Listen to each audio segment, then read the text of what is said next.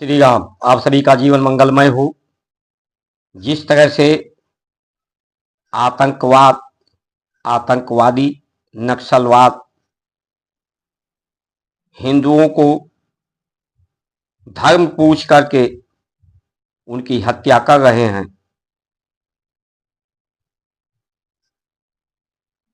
तो ये कारण क्या है, उनका उद्देश्य क्या है। आज भारत विभिन्न तरह के समस्याओं से समस्याग्रस्त है। आतंकवाद की समस्या, आर्थिक समस्या, शारीरिक बीमारी की समस्या, प्राकृतिक समस्या,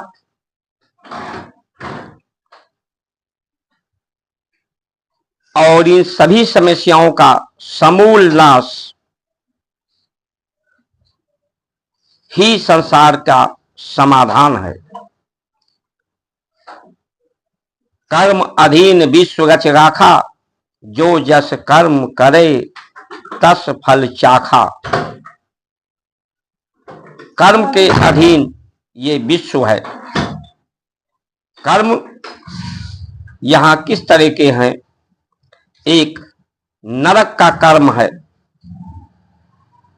नरक यानी जो ना करने की गति हो, जो काम नहीं करना चाहिए वो काम लोग करते हैं, तो नरक की स्थिति इसी संसार में भोगते हैं। नरक एक दुख है। दुख सिर्फ शरीर भोगता है, इंद्रियां अनुभव करती हैं, लेकिन लोगों का मानना है कि मरने के बाद नरक होता है। नरक इसी संसार में इस शरीर इंद्रियों के माध्यम से उसका दुख सहना पड़ता है। जो नरक जाने की, नरक को भोगने की जो स्थिति है वो असुर बुद्धि है, राक्षस बुद्धि है, निशाचर कर्म है। और ये स्वर्ग जाने का कर्म है। स्वर्ग यानी सत्य की गति और गति।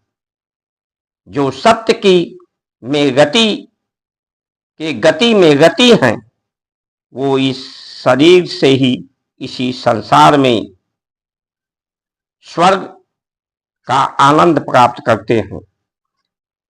ये जो भारत की संस्कार, संस्कृति, सनातन धर्म है, ये स्वर्ग की नीति है।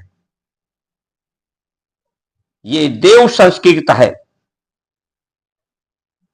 लोगों को देव बनाती है, नारी को देवी बनाती है, लेकिन इसके आधार हैं, धर्म के आधार हैं। आधार इसके विद्या है,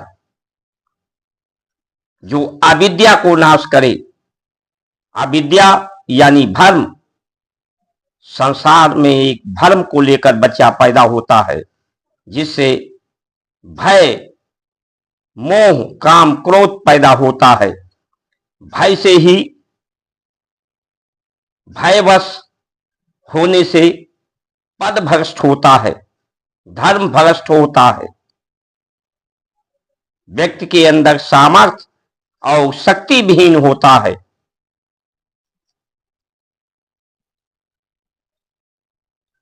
तो समस्या यहां से है कि मुगलों को, अंग्रेजों को इन मंदिरों से, इन गुरुकुलों को, इस विद्या जो अविद्या का नाश करने वाली थी, जो भ्रम को समाप्त करने वाली थी, उस से समस्या क्या थी? मंदिर से कहीं राम निकल के उन पर तलवार तीर नहीं चला रहे थे। कृष्ण का मंदिर गिराया, चक्र सुदर्शन मंदिर से उनके ऊपर नहीं चल रहा था। शंकर जी का मंदिर तोड़ा तो शंकर जी का त्रिशूल उन पर नहीं चल रहा था। गुरुकुल जलाए, शास्त्र जलाए, तो वहां से उन्हें समस्या क्या थी? समस्या सिर्फ यही थी कि वो धर्म का आधार था, जिस धर्म के आधार से शांति, संतुष्टि,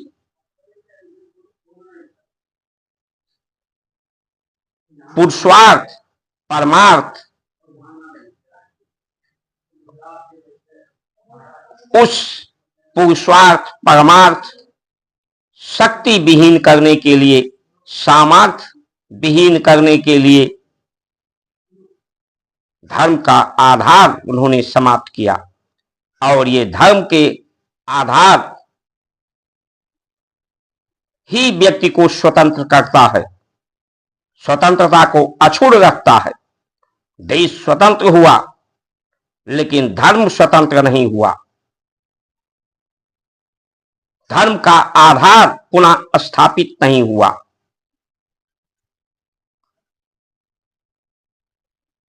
इसीलिए समस्याएं यहां भारत में सबसे ज्यादा समस्या इस बात की है कि यहां जो अधिकार की बात, फंडामेंटल राइट, राइट मतलब विवाद, लड़ाई, और वो लड़ाई यहां अनेक धर्मों को एक धर्म के समान माना जाता है।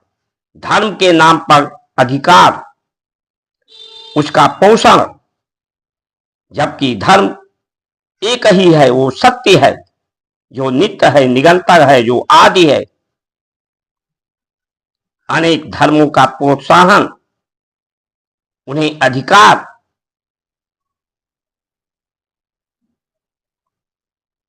उनकी मान्यताएं, जिस धर्म से कोई लाभ, क्योंकि प्रकृति का लाभ सबसे पहले होना चाहिए, धरती का लाभ, क्योंकि ये शरीर, इंद्रियां प्रकृति का ही रूप है। प्रकृति को लाभ नहीं होगा, धरती को लाभ नहीं होगा, तो इस शरीर को, इस संसार को लाभ नहीं होगा। या प्रकृति की हानि, धरती की हानि होगी तो इस शरीर का भी हानि होगा। तो इस धर्म का आधार, प्रकृति को क्या लाभ मिल रहा है इस धर्म के से, धरती को क्या लाभ मिल रहा है इस धर्म से। अगर इस धर्म से सबका लाभ नहीं मिलता तो ये धर्म का आधार ही निराधार है, दिशाहीन है ये धर्म, जिसकी मान्यता भारत में है। आज सिर्फ पाकिस्तान, बाहरी देशों से ही भारत को खतरा नहीं है, आंतरिक खतरा। और ये युद्ध जिसे भारत 40 वर्षों से लड़ रहा है, आतंकवाद के नाम पर, नक्सलवाद के नाम पर, धर्म के नाम पर, ये जिहाद की कोशिश है, जो बाह्य शक्तियां, आंतरिक जो देशद्रोही हैं उनको प्रोत्साहित करके नेता, नीति और नियत धर्म को प्रतिष्ठित करने का नहीं है, स्वयं को प्रतिष्ठित करने का है। पद भ्रष्ट, धर्म भ्रष्ट, भ्रष्टाचार का है। आज एक समस्या नहीं है, जिस तरह से आबादी बढ़ती जा रही है, उत्पादन नहीं बढ़ रहा है, प्रकृति व्यक्ति की शत्रु होती जा रही है, जिससे जो धर्म के आधार हैं, यम, नियम, संयम, वो समाप्त होते जा रहे हैं। आर्थिक सुरक्षा आर्थिक बचत से होती है।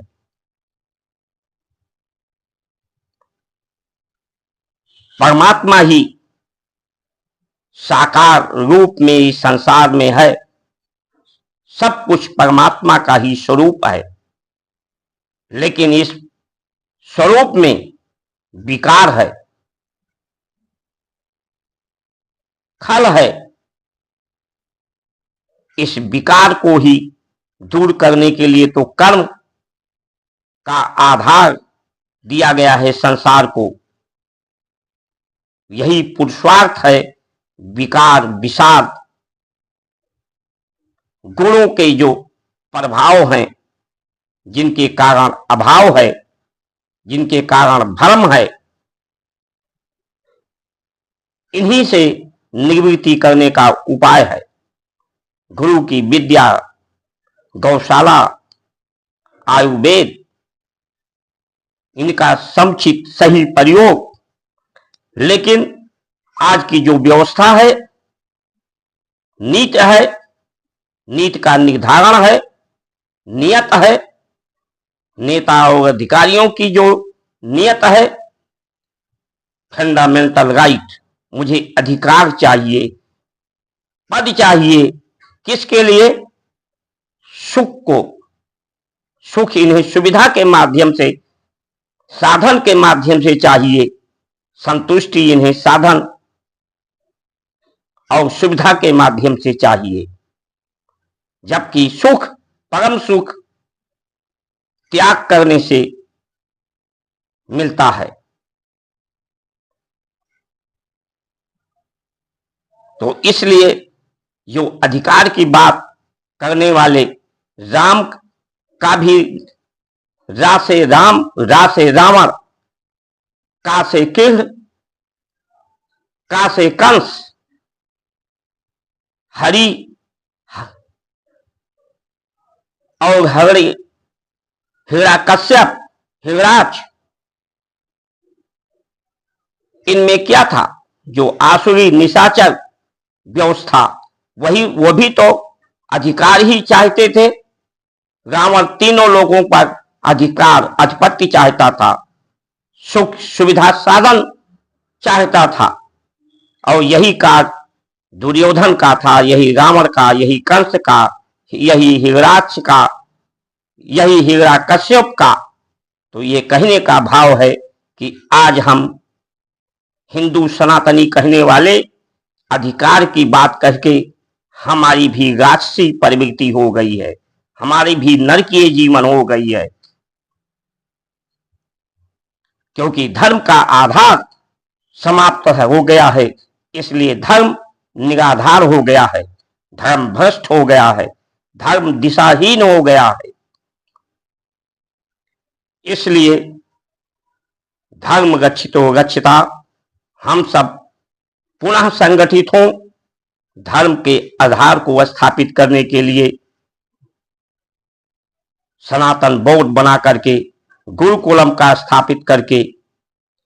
क्योंकि ये जो समस्याएं हैं, समस्याओं से विजय प्राप्त करने के लिए धर्म की शक्ति चाहिए, अध्यात्म की शक्ति, सामर्थ्य चाहिए। तभी हम आतंकवाद से और आंतरिक जो युद्ध होने की संभावना, प्रकृति की विरोध में होने की संभावना होती जा रही है, इस समस्या का, सकल समस्या का समाधान भारत की संस्कार, संस्कृति, सनातन धर्म के सूत्र, सिद्धांत, आधार से ही होगा। अगर आप सहमत हैं, समूल समस्याओं का समाधान चाहते हैं, तो अवश्य सब्सक्राइब, लाइक, शेयर, फॉलो करके अपनी सहमति प्रदान करें। जय श्री राम।